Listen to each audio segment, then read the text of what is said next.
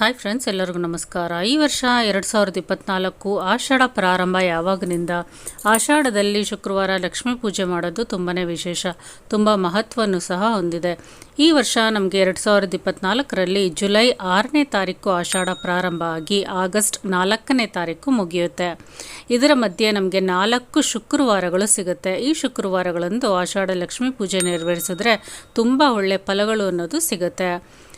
ಮದುವೆಯಾದ ಗೃಹಿಣಿಯರು ಅವರ ಆಜೀವ ಸುಮಂಗಲಿ ತತ್ವಕ್ಕೋಸ್ಕರ, ಒಂದು ಮಾಂಗಲ್ಯ ಭಾಗ್ಯಕ್ಕೋಸ್ಕರ ಈ ಒಂದು ಆಷಾಢ ಲಕ್ಷ್ಮೀ ಪೂಜೆಯನ್ನು ನೆರವೇರಿಸಬೇಕು.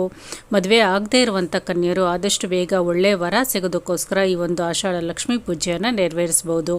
ಇನ್ನು ಮನೆಯಲ್ಲಿ ಸದಾ ಕನಕವೃಷ್ಟಿ, ಒಂದು ಧನ ಧಾನ್ಯ ಸಂಪತ್ತು ಸಂತೋಷ ವೃದ್ಧಿ ಆಗಬೇಕು ಅಂತ ಖಂಡಿತವಾಗ್ಲೂ ಆಷಾಢ ಶುಕ್ರವಾರದ ಲಕ್ಷ್ಮೀ ಪೂಜೆಯನ್ನು ನೆರವೇರಿಸ್ಬೋದು. ಇನ್ನು ಯಾವುದೋ ಒಂದು ಕಾರ್ಯ ಆಗಬೇಕಾಗಿದೆ ಅಥವಾ ಯಾವುದೋ ಒಂದು ಕಾರ್ಯ ಶುರುವಾಗೋದಕ್ಕೆ ತಡೆ ಆಗ್ತಾ ಇದೆ ಅಂತ ಹೇಳೋರು ಖಂಡಿತವಾಗ್ಲೂ ಈ ಆಷಾಢ ಶುಕ್ರವಾರದಲ್ಲಿ ಆ ಒಂದು ಸಂಕಲ್ಪ ಮಾಡಿಕೊಂಡು ಲಕ್ಷ್ಮೀ ಪೂಜೆಯನ್ನು ನೆರವೇರಿಸಿದ್ರೆ ನೀವು ಸಂಕಲ್ಪ ಮಾಡಿಕೊಂಡ ಕಾರ್ಯ ತುಂಬ ಬೇಗನೆ ಸಿದ್ಧಿಯಾಗುತ್ತೆ. ಇನ್ನು ಆಷಾಢ ಶುಕ್ರವಾರ ಲಕ್ಷ್ಮೀ ಪೂಜೆ ಮಾಡುವ ಸರಳ ವಿಧಾನವನ್ನು ನೋಡೋಣ.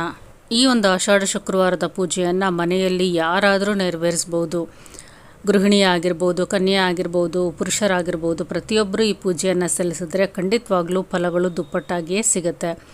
ಮೊದಲನೇದಾಗಿ ಮನೆಯನ್ನು ಹಿಂದಿನ ದಿನವೇ ಶುದ್ಧಿ ಮಾಡ್ಕೊಂಡಿರಬೇಕು. ದೇವ್ರ ಮನೆಯನ್ನು ಸಹ ಶುದ್ಧಿ ಮಾಡಿಕೊಂಡು ಫೋಟೋಗಳಿಗೆ ವಿಗ್ರಹಗಳಿಗೆ ಅರಿಶಿನ ಕುಂಕುಮ ಇಟ್ಟು ಒಂದು ರೆಡಿ ಮಾಡ್ಕೊಂಡಿರಬೇಕು. ಬೆಳಿಗ್ಗೆ ಬೇಗ ಎದ್ದು ತಲೆಗೆ ಸ್ನಾನ ಮಾಡಿಕೊಂಡು ಶುಕ್ರವಾರದ ದಿನ ಹೊಸಲನ್ನು ಕ್ಲೀನ್ ಮಾಡಿಕೊಂಡು ಹೊಸಲಿಗೆ ಅರಿಶಿನ ಕುಂಕುಮ, ಹೊಸಲು ಮುಂದೆ ರಂಗೋಲಿಗಳನ್ನು ಇಟ್ಟು ಗೃಹಿಣಿ ರೆಡಿ ಮಾಡ್ಕೋಬೇಕು. ಇನ್ನು ನೈವೇದ್ಯಕ್ಕೆ ಲಕ್ಷ್ಮೀ ದೇವಿಗೆ ಪ್ರಿಯವಾದ ಬೆಲ್ಲದನ್ನ ಅಥವಾ ಸ್ವೀಟ್ ಪೊಂಗಲ್ ನೀವು ಮಾಡ್ಕೊಂಡು ರೆಡಿ ಮಾಡ್ಕೋಬೋದು. ಅದ್ರ ಜೊತೆಗೆ ವೀಳ್ಯದೆಲೆ, ಅಡಿಕೆ, ಹಣ್ಣುಗಳನ್ನು ಇಟ್ಟು ನೈವೇದ್ಯವನ್ನು ಸಮರ್ಪಣೆ ಮಾಡ್ಬೋದು.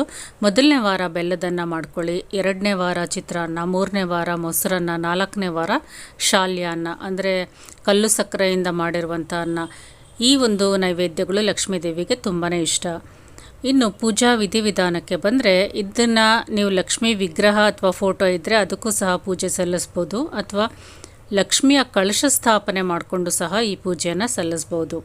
ಇನ್ನು ಮನೆಯಲ್ಲಿ ಲಕ್ಷ್ಮೀ ಫೋಟೋ ಅಥವಾ ವಿಗ್ರಹ ಇದ್ದರೆ ಅದನ್ನು ಸಹ ಶುದ್ಧಿ ಮಾಡಿಕೊಂಡು ಅರಿಶಿನ ಕುಂಕುಮ, ಗೆಜ್ಜೆ ವಸ್ತ್ರವನ್ನು ಇಟ್ಟು ಅಲಂಕಾರ ಮಾಡ್ಕೊಳ್ಳಿ. ಒಡವೆಗಳನ್ನು ಬೇಕಿದ್ರೂ ನೀವು ಹಾಕ್ಕೋಬೋದು. ಅಥವಾ ಕಳಶ ಸ್ಥಾಪನೆ ಮಾಡಿಕೊಂಡು ಪೂಜೆ ಮಾಡ್ತೀನಿ ಅಂತ ಹೇಳೋರು ಮೊದಲು ದೇವ್ರ ಮನೆಯಲ್ಲಿ ಜಾಗವನ್ನು ನೋಡಿಕೊಂಡು ಕಳಶ ಸ್ಥಾಪನೆ ಮಾಡ್ಕೋಬೇಕು.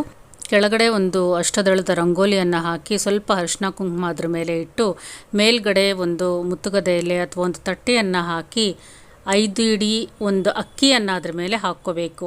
ಅದರ ಮೇಲೆ ಓಂ ಅಥವಾ ಸ್ವಸ್ತಿಕನ್ನು ಬರ್ಕೊಳ್ಳಿ. ಅದರ ಮೇಲೆ ಒಂದು ಕಳಶದ ಚೊಂಬನ್ನು ಇರಿಸಿ ಕಳಶದ ಚೊಂಬು ಶುದ್ಧಿ ಮಾಡ್ಕೊಂಡಿರಬೇಕು. ಅದಕ್ಕೂ ಸಹ ಮೇಲೆ ಅರಿಶಿನ ಕುಂಕುಮವನ್ನು ಇಟ್ಕೊಳ್ಳಿ. ಕಳಶದ ಚೊಂಬಿಗೆ ಕಂಠದವರೆಗೂ ನೀರನ್ನು ತುಂಬಿಸ್ಕೋಬೇಕು. ನೀರಿಗೆ ಸ್ವಲ್ಪ ಅರಿಶಿನ ಕುಂಕುಮ, ಒಂದು ಬೆಳ್ಳಿ ಕಾಯಿನು, ಅಕ್ಷತೆ, ಹೂವು ಇಷ್ಟನ್ನು ಹಾಕ್ಕೊಳ್ಳಿ. ಕಳಶದ ಚೊಂಬಿನ ಮೇಲೆ 5 ವೀಳ್ಯದೆಲೆಯನ್ನು ಇರಿಸ್ಕೋಬೇಕು. ವೀಳ್ಯದೆಲೆ ಮೇಲೆ ಜುಟ್ಟು ಜಾಸ್ತಿ ಇರುವಂಥ ನೀರು ಜಾಸ್ತಿ ಇರುವಂಥ ತೆಂಗಿನಕಾಯನ್ನು ಇರಿಸ್ಕೊಳ್ಳಿ. ತೆಂಗಿನಕಾಯಿ ಜುಟ್ಟು ಮೇಲಿರಬೇಕು. ಆ ರೀತಿ ವೀಳ್ಯದೆಲೆ ಮೇಲೆ ಕಳಶದ ಮೇಲೆ ಒಂದು ತೆಂಗಿನಕಾಯನ್ನು ಇರಿಸ್ಕೊಳ್ಳಿ. ಇನ್ನು ಕಳಶಕ್ಕೆ ನೀವು ಗೆಜ್ಜೆ ವಸ್ತ್ರ, ಹೂಗಳಿಂದ, ಒಡವೆಗಳಿಂದ ಅಲಂಕಾರವನ್ನು ಮಾಡ್ಕೋಬೋದು. ಇಷ್ಟಾದರೆ ಕಳಶ ಸ್ಥಾಪನೆ ಆದಂಗೆ ನಂತರ ನೀವು ದೀಪಗಳನ್ನು ಬೆಳಗಿಸ್ಕೋಬೇಕು. ತುಪ್ಪದ ದೀಪ ಬೆಳಗಿಸಿದ್ರೆ ತುಂಬಾ ಒಳ್ಳೆಯದು. ಸಾಧ್ಯ ಇಲ್ಲ ಅಂದರೆ ನೀವು ಮಾಮೂಲಿ ಎಣ್ಣೆ ಹಾಕಿ ದೀಪವನ್ನು ಬೆಳಗಿಸ್ಕೋಬೋದು. ದೀಪವನ್ನು ಬೆಳಗಿಸ್ಕೊಂಡು ಮೊದಲನೇದಾಗಿ ಗಂಧದ ಕಡ್ಡಿಯನ್ನು ಹಚ್ಕೊಂಡು ವಿಘ್ನ ವಿನಾಯಕನಿಗೆ ಮೊದಲನೇ ಪೂಜೆ ಆಗಬೇಕು. ವಿಘ್ನ ವಿನಾಯಕನಿಗೆ ಗಂಧದ ಕಡ್ಡಿಯಿಂದ ಪೂಜೆ ಮಾಡಿ ಒಂದು ಬೆಲ್ಲದ ಅಚ್ಚನ್ನು ನೈವೇದ್ಯವಾಗಿ ಅರ್ಪಿಸಬೇಕು. ನಂತರ ಲಕ್ಷ್ಮಿಯ ಪೂಜೆಯನ್ನು ಶುರು ಮಾಡಬೇಕು. ಕಳಶದ ಮುಂದೆ ಒಂದು ವೀಳ್ಯದೆಲೆಯನ್ನು ಇಟ್ಟು ಅದರ ಮೇಲೆ ಕುಂಕುಮ ಅರ್ಚನೆ ಮಾಡ್ತಾ ಬನ್ನಿ. ಲಕ್ಷ್ಮಿಯ ಅಷ್ಟೋತ್ರವನ್ನು ಹೇಳ್ತಾ ಸ್ವಲ್ಪನೇ ವೀಳ್ಯದೆಲೆ ಮೇಲೆ ಕುಂಕುಮಾರ್ಚನೆ ಮಾಡ್ತಾ ಬರಬೇಕು. ಅಥವಾ ಹೂವಿನಿಂದ ಅರ್ಚನೆ ಮಾಡ್ಬೋದು. ಅಥವಾ ನಿಮ್ಮ ಹತ್ರ ₹1 ಕಾಯಿನ್ಗಳಿದೆ, 108 ಅಂತ ಹೇಳಿದ್ರೆ ಕಾಯಿನ್ಸಿಂದ ಅರ್ಚನೆ ಮಾಡ್ಬೋದು. ತಾವರೆ ಬೀಜದಿಂದ ಲಕ್ಷ್ಮೀ ದೇವಿಗೆ ಅರ್ಚನೆಯನ್ನು ಮಾಡ್ಬೋದು. ಮನೆಯಲ್ಲಿ ಕುಂಕುಮ ಇದ್ದೇ ಇರುತ್ತೆ. ಕುಂಕುಮದಿಂದಲೂ ಸಹ ನೀವು ಅರ್ಚನೆಯನ್ನು ಮಾಡ್ಕೋಬೋದು. ಲಕ್ಷ್ಮೀ ದೇವಿಗೆ ಸುಗಂಧಭರಿತ ಹೂಗಳು ಅಂದರೆ ತುಂಬ ಇಷ್ಟ. ಮಲ್ಲಿಗೆ ಹೂವು, ಗುಲಾಬಿ, ಸಂಪಿಗೆ ಇವುಗಳು ಸಿಕ್ಕಿದ್ರೆ ಒಂದು ಅಲಂಕಾರವನ್ನು ಮಾಡ್ಕೊಳ್ಳಿ. ತುಂಬಾ ವಿಶೇಷವಾಗಿರುತ್ತೆ.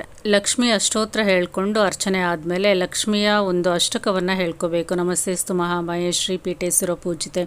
ನಂತರ ಲಕ್ಷ್ಮಿಯ ಮಂತ್ರಗಳು, ಸ್ತೋತ್ರಗಳು ಯಾವುದೇ ಗೊತ್ತಿದ್ರೂ ನೀವು ಪಠನೆಯನ್ನು ಮಾಡ್ಕೋಬೋದು. ನೀವು ಕಳಶದ ಮುಂದೆ ಇದೇ ರೀತಿ ಪೂಜೆಯನ್ನು ಮಾಡುವಂಥದ್ದು. ಒಂದು ವಿಗ್ರಹ ಇದ್ದರೆ ವಿಗ್ರಹದ ಮುಂದೆನೂ ಸಹ ಇದೇ ರೀತಿ ಪೂಜೆಯನ್ನು ಸಲ್ಲಿಸಬೇಕು. ನಂತರ ಗಂಧದ ಕಡ್ಡಿ, ಕರ್ಪೂರ, ಸಾಂಬ್ರಾಣಿ ಬತ್ತಿ, ಒಂದು ನೀಲಾಂಜನಗಳಿಂದ ಪೂಜೆಯನ್ನು ಅರ್ಪಿಸಿ ಒಂದು ನೈವೇದ್ಯವನ್ನು ಸಮರ್ಪಣೆ ಮಾಡಬೇಕು. ನೈವೇದ್ಯಕ್ಕೆ ನೀವು ಬೆಲ್ಲದನ್ನು ಮಾಡಿ ಇಟ್ಟಿರ್ತೀರ, ಅದ್ರ ಜೊತೆ ವೀಳ್ಯದೆಲೆ, ಅಡಿಕೆ, ಹಣ್ಣುಗಳನ್ನು ಸಹ ಇಡ್ಬೋದು. ಪೂಜೆ ಎಲ್ಲ ಅರ್ಪಿಸ್ ಮೇಲೆ ಕುಂಕುಮವನ್ನು ಇಟ್ಕೊಳ್ಳಿ. ನಂತರ ನೈವೇದ್ಯವನ್ನು ಸ್ವೀಕಾರ ಮಾಡ್ಬೋದು. ಇನ್ನು ಈ ಪೂಜೆ ಮಾಡುವಂಥವರು ಆ ದಿನ ಸಸ್ಯಾಹಾರಿಯನ್ನೇ ಸ್ವೀಕರಿಸಬೇಕು. ಮನೆಯಲ್ಲಿ ಯಾವಾಗಲೂ ಶಾಂತ ವಾತಾವರಣ ಇರಬೇಕು, ಒಳ್ಳೆಯ ಮಾತುಗಳನ್ನೇ ಆಡಬೇಕು. ಸಂಜೆನೂ ಸಹ ನೀವು ಇದೇ ರೀತಿ ಗಂಧದ ಕಡ್ಡಿ, ಕರ್ಪೂರದಿಂದ ಪೂಜೆಯನ್ನು ಮಾಡಿ, ಸಾಧ್ಯ ಆದರೆ ಯಾವುದಾದ್ರೂ ಮುತ್ತೈದೆಯನ್ನು ಮನೆಗೆ ಕರೆದು ತಾಂಬೂಲವನ್ನು ಕೊಟ್ಟು ಆಶೀರ್ವಾದವನ್ನು ಪಡ್ಕೋಬೋದು. ಆಷಾಢದಲ್ಲಿ ಬರುವ ಎಲ್ಲ ಶುಕ್ರವಾರಗಳು ಲಕ್ಷ್ಮೀ ಪೂಜೆಯನ್ನು ನೆರವೇರಿಸ್ಬೋದು, ಅಥವಾ ಸಾಧ್ಯವಾದ ಶುಕ್ರವಾರಗಳಲ್ಲಿ ಪೂಜೆಯನ್ನು ಸಲ್ಲಿಸಿ ಫಲವನ್ನು ದುಪ್ಪಟ್ಟಾಗಿ ಪಡ್ಕೋಬೋದು. ಈ ವಿಡಿಯೋ ಇಷ್ಟ ಆಗಿದ್ರೆ ಲೈಕ್ ಮಾಡಿ, ಶೇರ್ ಮಾಡಿ, ಕಮೆಂಟ್ ಮಾಡಿ. ಎಲ್ಲರಿಗೂ ನಮಸ್ಕಾರ.